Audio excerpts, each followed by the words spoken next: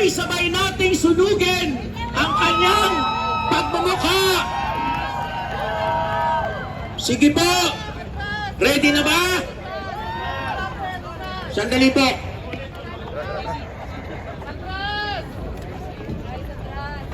Okay, sabay-sabay tayo. Isa, dalawa, tatlo.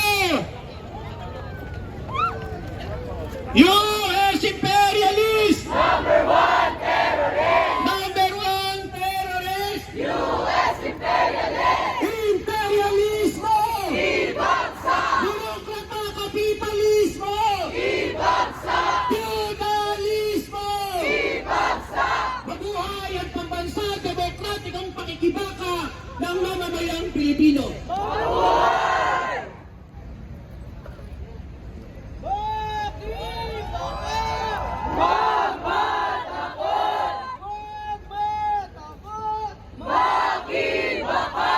Ang tao, ang bayan, tuloy-tuloy ang laban!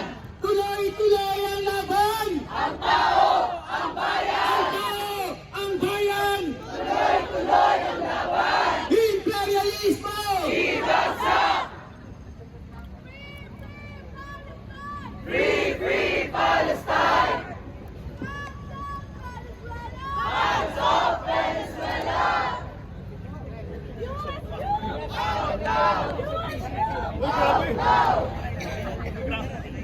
Mga kasama, ayusin po natin ang ating hanay muli. Imperialismo! Ibagsak! Imperialismo! Ibagsak! Para po sa ating susunod na magpagsalita muli nating tinatalagan para ilatag ang pagpapakatuta ng rehimen ni Marcos Jr. sa Estados Unidos. Nandito si Wilson Gravosa mula sa Nakbayan NCR.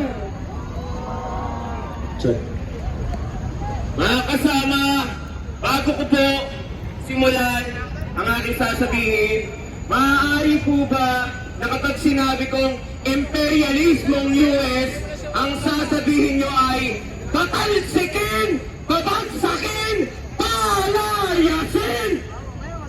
Sige, testing po natin. Imperialismo! Maalam na pagbati mga kasama. Ako si Wilson mula sa Nakbayan NCR na nakikisa at sumusuporta sa pagsulong ng absolutong soberanya para sa bansang Venezuela, Pilipinas at iba-iba pang maliliit na mabansa. Mga kamakailan lamang ay ginanap ng League of Filipino Students ang nangungunang anti-imperialistang organisasyon ng mga kabataang anti-imperialista, ang National Congress nito. At sa pambansang kongreso nito, isa sa mga naging resolusyon namin ay paigtingin at ipagpatuloy ang pakikibaka natin laban sa imperialismong US. Bakit? Kasi noon pa lamang sa panahon ng pagpasok ng US sa Pilipinas sa tabing ng benevolent assimilation, hanggang ngayon patuloy pa rin ang ating problema. Kontrolado pa rin ng US ang Pilipinas.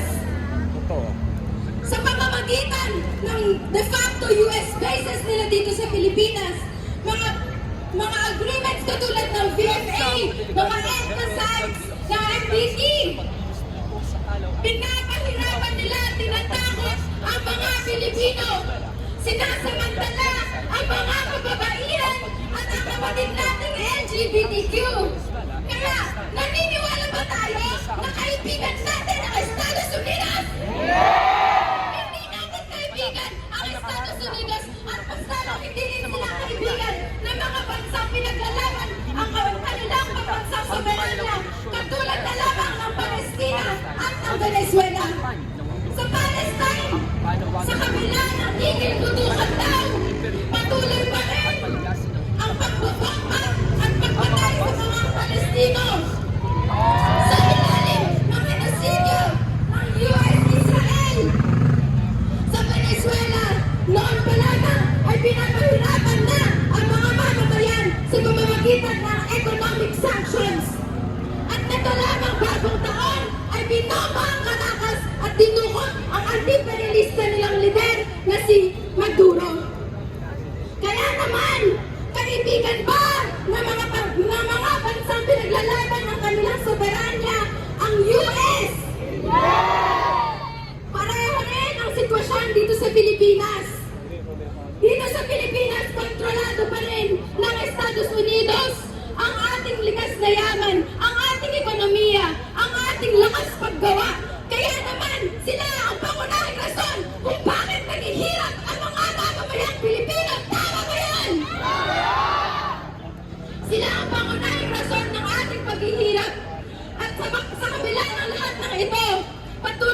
Samantalang binababa ang ating mga komunidad, pinapalayas ang mga katutubo, mga magsasaka, mga residente sa Pilipinas.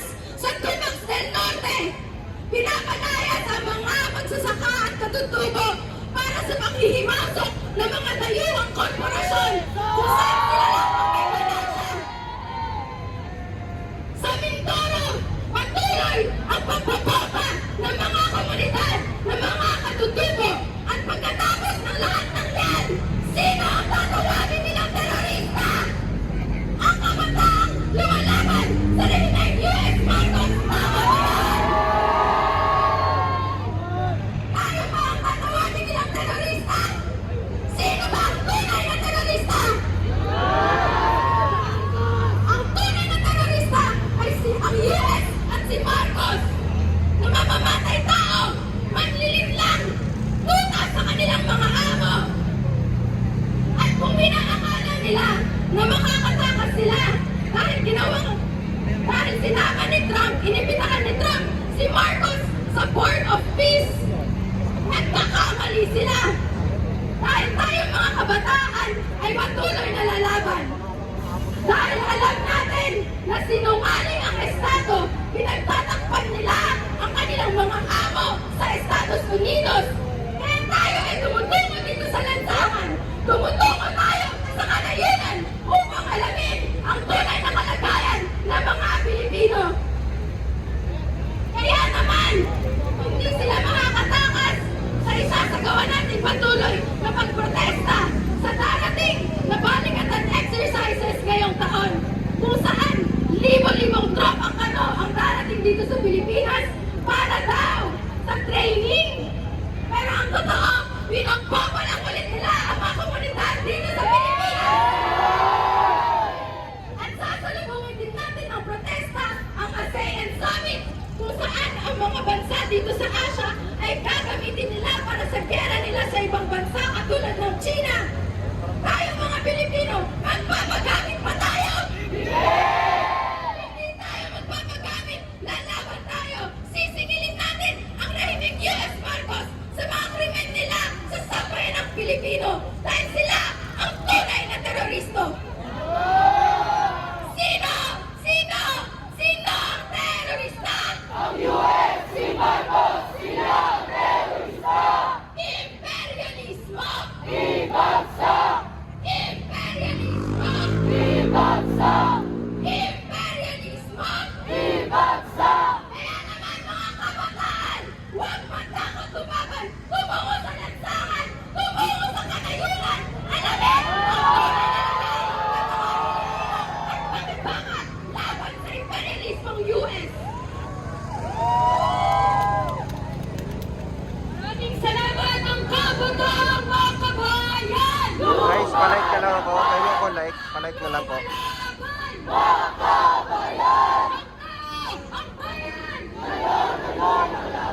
Tuloy-tuloy ang laban! Ang tao, ang bayan! Maghibaka!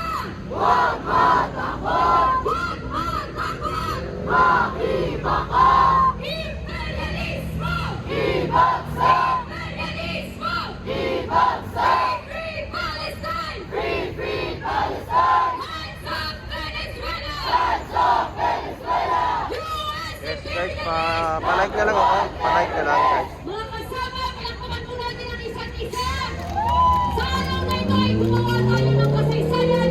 Hindi nagpahuli ang mga anti-imperialistang mga Pilipino na naninindigan para sa pambansang kalayaan, para sa karapatan sa sariling pagpapasya, para sa pambansang soberanya at sa ganap na kalayaan. Mga kasama, tuloy-tuloy po ang ating pagsasamahan, ang ating mga pagkilos, dahil walang ganap na malaya hanggat hindi tunay na malaya ang bawat isa. Mula sa mga karagatan ng Caribbean, hanggang sa ilog ng Jordan, hanggang sa kabundukan ng Sierra Madre at ng Mindanao. Lalaya ang mamamayang lumalaban. Maraming salamat at magkita-kita po tayo sa susunod na mga pagkilos.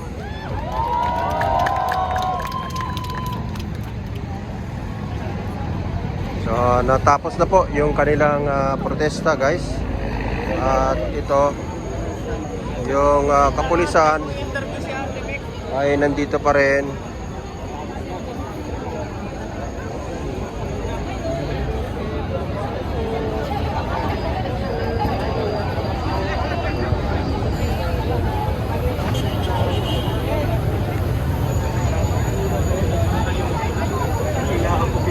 Parang nahiya ako bigla. Narinig pala ako niya Ate Mick magmura kahapon. Ayoko na nahiya.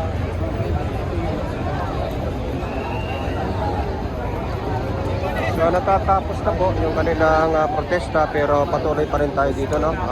Tabayan na natin kung ano pang mangyayari. Dahil nandito pa rin po yung mga kapulisan, patuloy na nakabantay, nakantabay sa lahat ng kilos ng mga nagpo-protesta.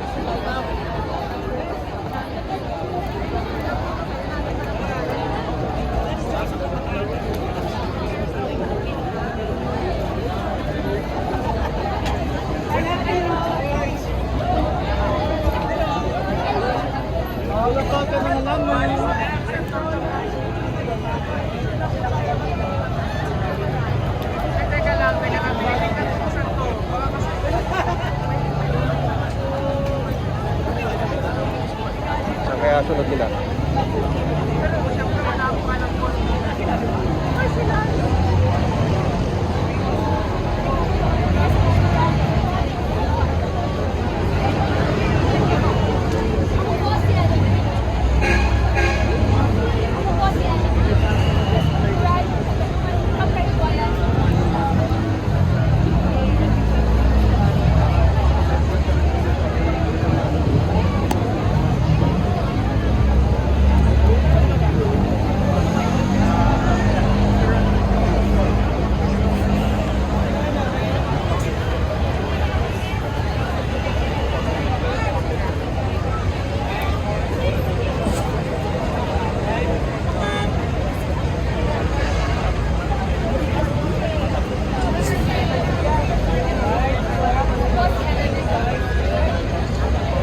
Ano? Andun pala sila? Sila Diwata? Kasama si Alvin? Sila Jomar? Oh, sa Cavite. Oh, tingnan mo doon sa ano, sa post ni Jomar. Sa mo, nandun din eh. Ba nag-aya? Sabi ko, linggo pa eh. Sabi niya linggo.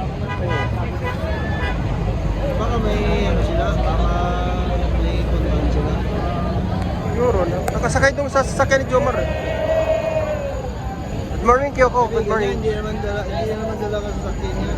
Baka yung kitiwata siya, si ano lang nag-drive. Dispersan ba sila? Dispersan na, no?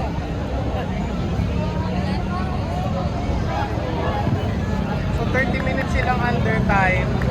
Kasi hindi nila nagdiretso ng embassy, okay. Yung mga natira dito, mga taga-UP na eh. Mga taga-USC, saka Gasi. Nandun nga si SR Clemente, yung mahaba o yung mahaba.